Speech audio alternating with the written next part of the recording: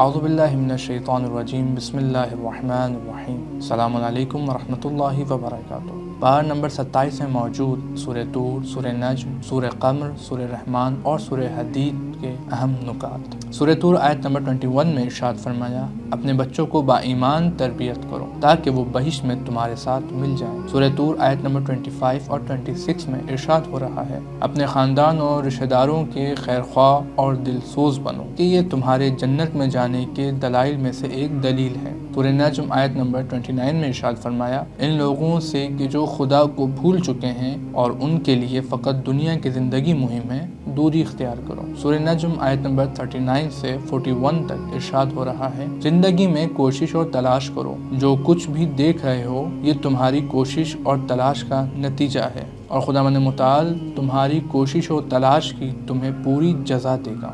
سورہ قمر آیت نمبر 52 اور 53 میں ارشاد ہو رہا ہے، آگاہ ہو جاؤ کہ ہر برا یا اچھا کام، چاہے چھوٹا ہو یا بڑا، جس کو تم نے انجام دیا ہے تمہارے نامہ اعمال میں لکھ دیا جائے گا۔ سورہ رحمان آیت نمبر 9 میں ارشاد فرمایا، اے دکاندارو، اجناس کا صحیح وزن کرو اور زیادہ نفع کمانے کے لیے ترازو کو خراب نہ کرو اور کم نہ تولو۔ سورہ حدید آیت نمبر 11 میں ارشاد فرمایا، راہ خدا میں قرض الحسنہ دو، گویا تم نے خدا کو قرض دیا ہے اور خدا بھی اس کا کئی گنا تمہیں لوٹا دے گا۔ سورہ حدید آیت نمبر 24 میں ارشاد ہو رہا ہے، نہ ہی خود بخل کرو اور نہ ہی دوسروں کو راہ خدا میں خرچ کرنے میں بخل کی تشویق کرو۔ سورہ حدید آیت نمبر 23 میں ارشاد ہو رہا ہے، جو چیز تمہارے ہاتھ سے چلی جائے اس پر تم رنجیدہ نہ ہو، اور جو چیز تمہیں مل جائے اس پر اتراؤ نہیں۔